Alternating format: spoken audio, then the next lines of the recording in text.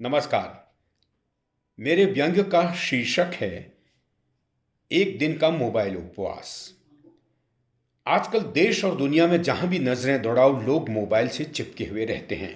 या तो हमारी नजरें मोबाइल के स्क्रीन पर टिकी रहती हैं और या मोबाइल हमारे कान में चिपका हुआ दिन भर हलचल करता रहता है।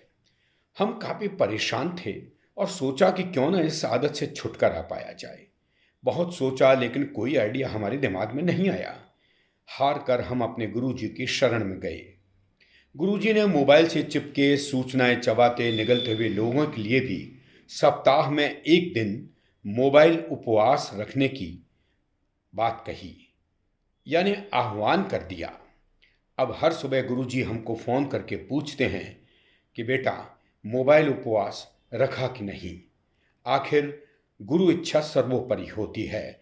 हमने मोबाइल उपवास रखने का इरादा पक्का कर लिया और घर आकर पत्नी जी को बताया।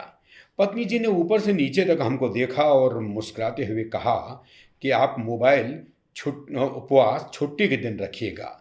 अगर कार्यालय दिवस में आपने मोबाइल का उपवास रखा तो पता नहीं कब आप इस उपवास को भंग कर दें। हमने पत्नी जी की आज्ञा मानी और शनिवार का दिन मोबाइल उपवास के लिए मुकर्रर कर दिया।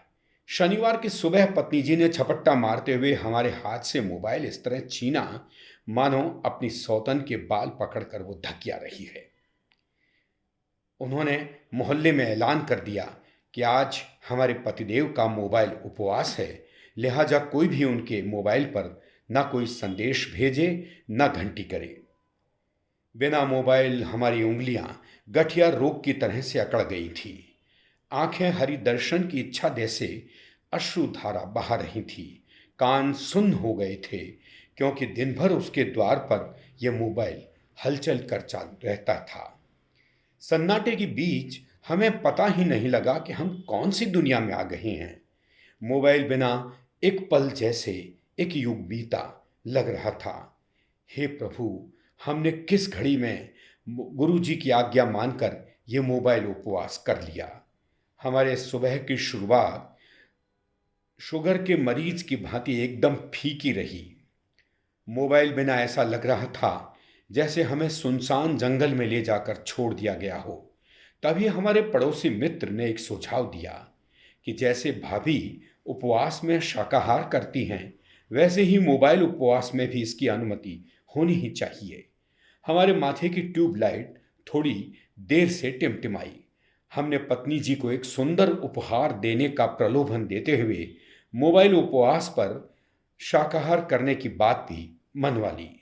कुछ देर मोबाइल पान करने की छूट भी मिल गई। फिर हमने फलाहार की तरह से 2-3 घंटे में एक बार मोबाइल चखने का रास्ता निकाल ही लिया। सुबह से देर तक मोबाइल के उपवास में शाकाहार के आनंद से झूमते रहे। इस दौरान तरल पदार्थ की तरह हमने कभी फेसबुक, व्हाट्सएप, इंस्टाग्राम का रसास्वादन किया तो कभी कुछ और देखने का जतन भी किया। रात के 12 बजे जैसे ही दिन बदला, एक दिन का सफल मोबाइल उपवास पूरा हो गया। हम मोबाइल पर फिर से टूट पड़े और अर्धरात्रि तक दिन भर की कसर निकालने में कोई कोर कसर नहीं छोड़ी। कब नींद आ गई हमें पता भी नहीं चला। सुबह देर से आंखें खुली तो पत्नी जी का टेबल पर रखा हुआ प्रेम पत्र पढ़कर मोबाइल का हैंगओवर एक झटके में उतर गया। पत्र में लिखा था, आप सोते हुए निरंतर बेतुकी बातें, किसी से चोरी छिपी मुलाकातें और कई कई राज की बातें बड़बड़ाते हुए उगल रहे थे। इंतहा हो गई आपके सुधरने के इंतजार की।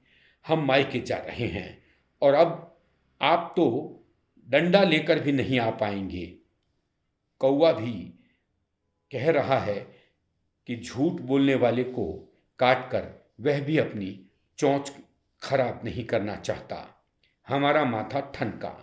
हमें एहसास हुआ कि मोबाइल की घंटी खाटी यारी हमें भारी पड़ रही है।